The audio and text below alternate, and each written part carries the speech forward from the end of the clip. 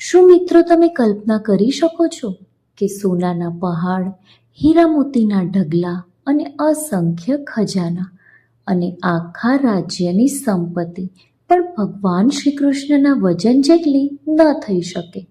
પણ એક નાનું તુલસીનું પાન, હા, માત્ર એક નાનું તુલસીનું પાન ભગવાનના સમગ્ર વજન કરતાં ભારે પડી ગયું. આખરે આ ચમત્કાર કેવી રીતે થયો? તો આવો જાણીએ પુરુષોત્તમ માસમાં સાંભળવામાં આવતી આ અદ્ભુત કથા. દ્વારકા નગરી સુખ, સમૃદ્ધિ અને વૈભવથી ભરેલી હતી. દરેક ગલીમાં સોનાના મહેલો હતા.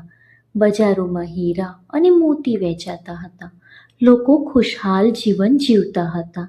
આ બધાના કેન્દ્રમાં હતા ભગવાન શ્રી કૃષ્ણ. તેમની અનેક રાણી હતી, પરંતુ તેમાં સત્યભામા ખૂબ જ સુંદર અને વૈભવી જીવન જીવતી હતી.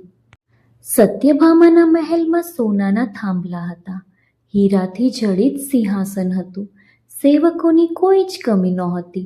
ધીમે ધીમે સત્યભામાને પોતાની સંપત્તિ અને સૌંદર્ય પર ગર્વ થવા લાગ્યો.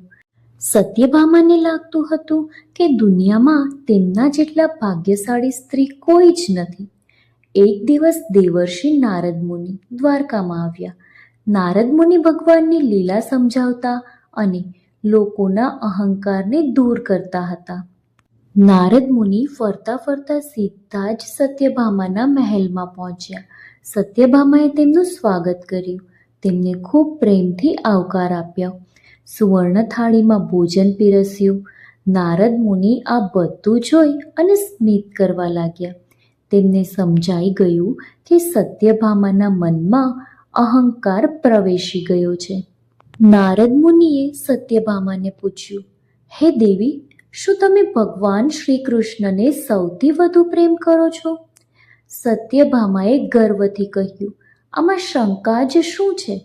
ભગવાન મને સૌથી વધુ પ્રેમ કરે છે. નારદજી બોલ્યા, તો પછી તમારે એક દાન કરવું પડશે. સત્યભામા હસીને બોલ્યા, મારા માટે કંઈ જ મુશ્કેલ નથી. નારદજીએ કહ્યું, તમે ભગવાન શ્રી કૃષ્ણને મને દાનમાં આપી દો.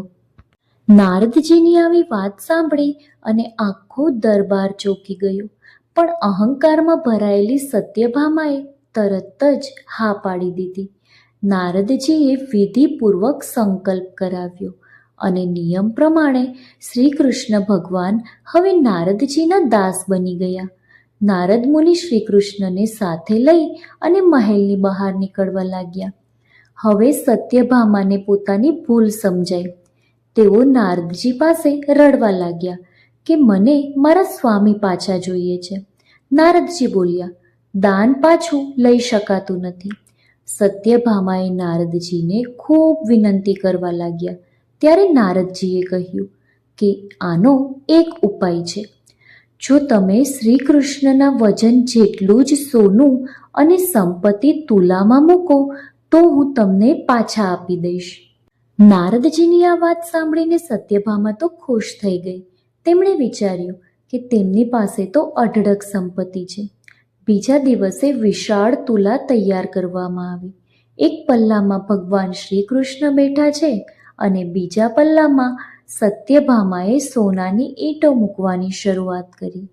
સોનું, હીરા, મોતી, માણેક, અમૂલ્ય આભૂષણો બધું તુલામાં મુકાયું.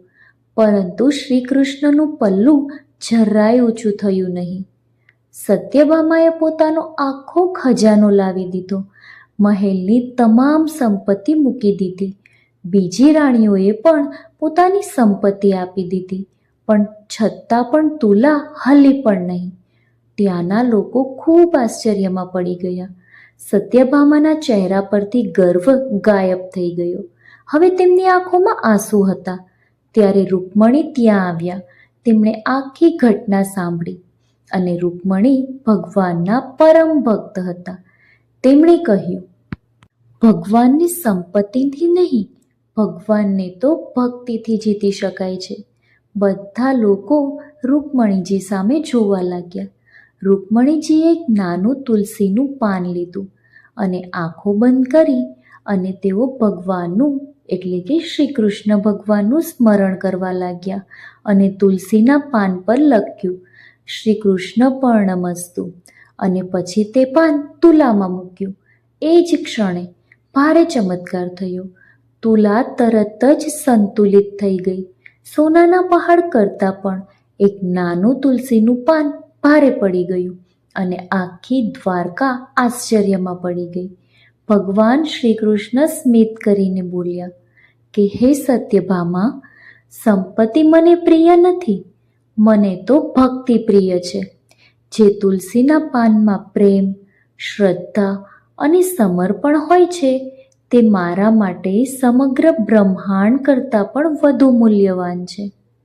આ કથાનો પુરુષોત્તમ માસ સાથેનો સંબંધ એટલા માટે છે કે પુરુષોત્તમ માસમાં તુલસી પૂજન, ભગવાન વિષ્ણુનું નામ સ્મરણ, ગીતા પાઠ, દાન, ભક્તિ આ બધું ખૂબ મહત્ત્વ ધરાવે છે.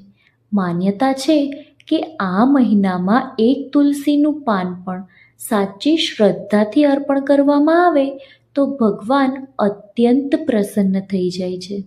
મિત્રો, આ કથા આપણને શીખવે છે કે અહંકારનો અંત હંમેશા દુઃખમાં થાય છે. ભક્તિ સંપત્તિ કરતાં મોટી છે. ભગવાનને ધન નહીં પરંતુ પ્રેમ જોઈએ છે અને તુલસીનું એક પાન પણ શ્રદ્ધાથી અર્પણ કરવામાં આવે તો અનંત પુણ્ય પ્રાપ્ત થાય છે. કારણ કે ભક્તિમાં શક્તિ છે અને પુરુષોત્તમ માસ એ ભક્તિને ભગવાન સુધી પહોંચાડવાનો પવિત્ર અવસર છે.